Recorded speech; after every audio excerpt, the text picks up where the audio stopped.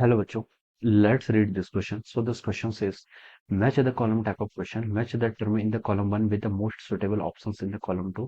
आपको देखिए column one and column to क्या कर रखा है, गिवन कर रखा है। और और हमें क्या करना है, देखिए ABCD कॉलम वन की एंट्रीज को PQRS कॉलम टू के एंट्रीज से क्या करना है, मैच करना है। इसके करस्पॉन्डिंग देखिए आपको फोर ऑप्शंस यहाँ पर गिवन किए हुए हैं। तो देखिए बच्चों, इस क्वेश्चन का की कॉन्सेप्ट आप क्या लिख सकते हैं। The key concept of this question, देखिए यहाँ पर हमें मैच करना है। देखिए टाइम पीरियड फाइंड आउट करके बताना है। देखिए सभी में हमें क्या बताना है, टाइम पीरियड कैलकुलेट करके बताना है, किसका, सिंपल पेंडुलम का। तो we can write down the key concept of this question list, time period of a simple pendulum. क्या लिख सकते हैं, time period of simple pendulum. ठीक है। अब देखिए बच्चों, सिंपल पेंडुलम का टाइम पीरियड किसके इक्वल होता है। सिंपल पेंडुलम का टाइम पीरियड देखिए होता है आपका T is equal to 2 pi times under root of L by G. ये होता है आपका किसमें, इनर्शियल फ्रेम रेफरेंस में। ठीक है, जो फ्रेम ऑफ रेफरेंस आपका कांस्टेंट वेलोसिटी से मूव कर रहा है या फिर स्टेशनरी है, उस फ्रेम में हम बता सकते हैं कि this is the time period. But इसका जो this is only true for the inertial frame. Inertial frame का क्या मतलब होता है, इधर आपका फ्रेम क्या है, रेस्ट पर है, या क्या है आपका, इस फ्रेम आपका कांस्टेंट स्पीड से मूव कर रहा है। अगर आपका नॉन इनर्शियल हो गया तो उस केस में टाइम पीरियड देखिए आपका चेंज हो जाता है। तो जगह आपका 2 pi times under root of L by ji effective के इक्वल हो जाएगा। क्या हो जाएगा, जी इफेक्टिव। जी इफेक्टिव क्या है, देखिए यहाँ पर हम फिर देखिए सूडो फोर्स को भी कंसिडर करेंगे। अगर आपका क्या होता है, नॉन इनर्शियल फ्रेम की बात करते हैं आप, ठीक है, तो इसमें हम क्या करेंगे, सूडो फोर्स को भी क्या करेंगे, आपका कंसिडर करेंगे। ठीक है।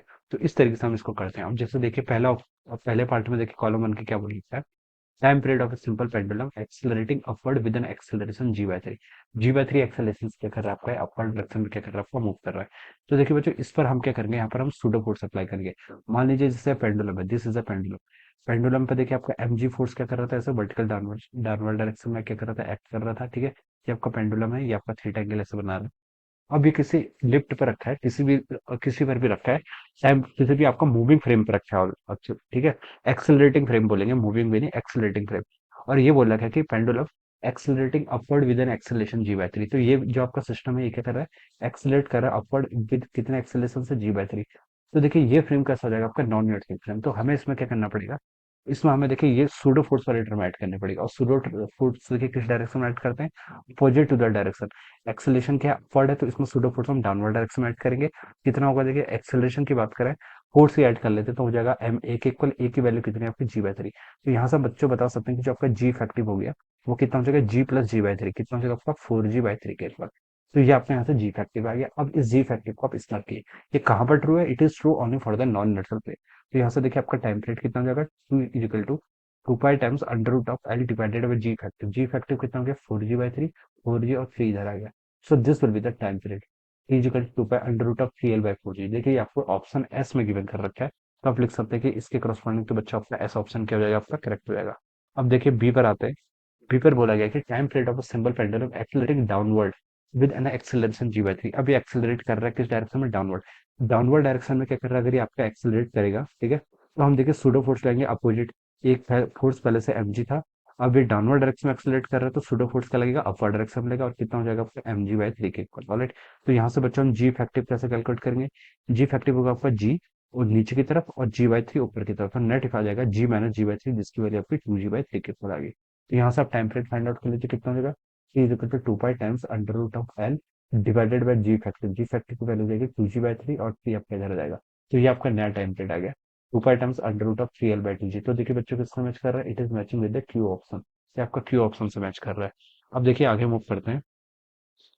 आगे देखिए आपका क्या है, एबीसी सी पे देखिए क्या बोल रखा है, time period of a simple pendulum moving upward with uniform speed. देखिए ये यूनिफॉर्म स्पीड से मूव कर रहा है, तो ये आपका क्या है, एक्सेलरेटेड फ्रेम नहीं है, तो इनर्शियल वाला केस में आ जाएगा। तो यहाँ पर तो टाइम पीरियड देखिए कितना होता है, तो मान लीजिए इसके पेंडुलम की लेंथ आपकी एल के इक्वल है, तो उसका हो जाएगा T equal to 2 pi times under root L by G. यही आपका स्टैंडर्ड फॉर्मूला हो जाएगा। ठीक है, यूनिफॉर्म स्पीड से मूव कर रहा है, स्पीड से कुछ मतलब नहीं होता है, एक्सेलरेट नहीं होना चाहिए। ठीक है, तो आपका आर ऑप्शन क्या हो जाएगा, इसके करस्पॉन्डिंग आपका ट्रू हो जाएगा। ऑलराइट।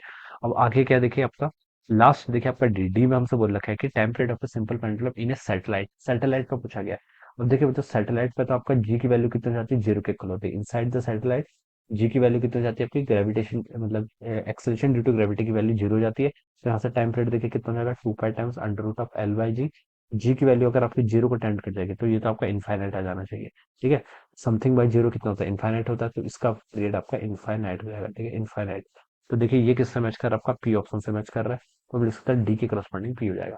तो देखिए ऑप्शन मैच करें तो S Q R P, S Q R P देखिए आपको यहाँ पर वन ऑप्शन भी गिवन कर रखा है, ऑप्शन वन में। तो क्या लिख सकते हैं, आपका ऑप्शन वन क्या होगा यहाँ पर, से इसका राइट आंसर हो जाएगा। तो this is how we will solve this problem. So I hope you all understood this concept. All the best and thank you so much.